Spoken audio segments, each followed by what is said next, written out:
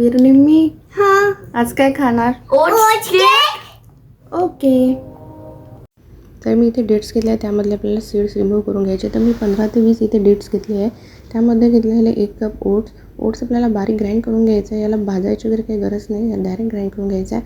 आणि जे डेट्स आपण काढून ठेवले होते त्याला दुधामध्ये आपल्याला अर्धा तास भिजायला ठेवायचं आहे. त्यानंतर अशा प्रकारे आपल्याला ग्राइंड करून घ्यायचं. तर मी इथे सगळं दूध वापरलेलं होतं आणि छान बारीक आपल्याला फाईन पेस्ट करून घ्यायची आहे. तुम्हाला जर वाटत असेल तुम्ही वरून थोडंसं दूध ॲड केलं तरी चालेल.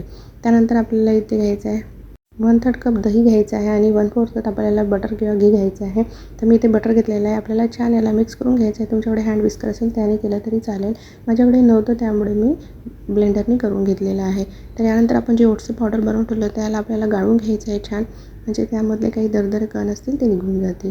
त्यानंतर आपण गव्हाचं पीठ घेतलेलं आहे 1/2 कप, ते सुद्धा आपल्याला गाळून घ्यायचं आहे. त्यानंतर मी इथे 1/8 कप कोको पावडर टाकला आहे. तुम्ही यापेक्षा जास्त किंवा कमी पण ॲड करू शकता. 1 टीस्पून आपल्याला बेकिंग पावडर आणि 1/4 टीस्पून आपल्याला बेकिंग सोडा ॲड करायचा आहे. त्यानंतर आपल्याला कट अँड फोल्ड पद्धतीने याला मिक्स करून घ्यायचं आहे. तर हलक्या हाताने आपल्याला याला मिक्स करायचं आहे, खूप जास्त प्रेशर लावून आपल्याला मिक्स करायचं नाही आहे. आणि मिक्स होईपर्यंतच आपल्याला याला मिक्स करून घ्यायचं आहे. यामध्ये थोडंसं मला घट्ट वाटत होतं तर मी इथे थोडंसं दूध ॲड करून घेतलेलं आहे. तर मी इथे थोडंसं 2-4 चम्मच इथे मिल्क ॲड करून घेतलेलं होतं.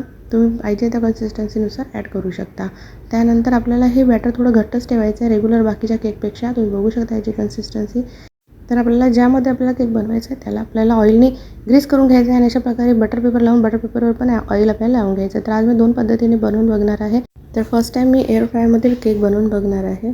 सगळा केक इथे टाकून घेतलेला आहे. त्यानंतर आपल्याला टॅप करायचं आणि प्रीहीट केलेल्या भांड्यामध्ये आपल्याला ठेवून घ्यायचा आहे केक आणि 30 to 35 मिनटानंतरच आपल्याला याला ओपन करून बघायचं आहे. त्यानंतर मी वाटीला पण तेल लावून घेतलं होतं, बटर पेपर लावून घेतलं होता आणि एअर फ्राय मी 160 डिग्रीवर 5 मिनटासाठी पहिले प्रीहीट करून घेतलं होतं. त्यानंतर 5 मिनटासाठी परत याला ठेवलं होतं. तर 5 मिनिटानंतर याला बघितलं होतं मी, तर हा झालेला होता. तर आता आपल्याला थंड होऊ द्यायचं आहे. तर हा लवकर झालेला होता आणि गंजामधला पण मी चेक केला होता, तर आपला नाईफ पण क्लिअर आलेला आहे. पण तुम्ही बघू शकता याचा कलर थोडासा डिफरंट आलेला आहे. हा एअर फ्रायमधला आहे आणि तो आपला गंजामधला आहे. तर तुम्ही फक्त कलर याचा डिफरंट आला होता, पण टेस्टला एकदम छान झाला होता. आणि वीरनी वरचं ते थोडं खाल्लं होतं त्यामुळे ते तसा दिसत होता.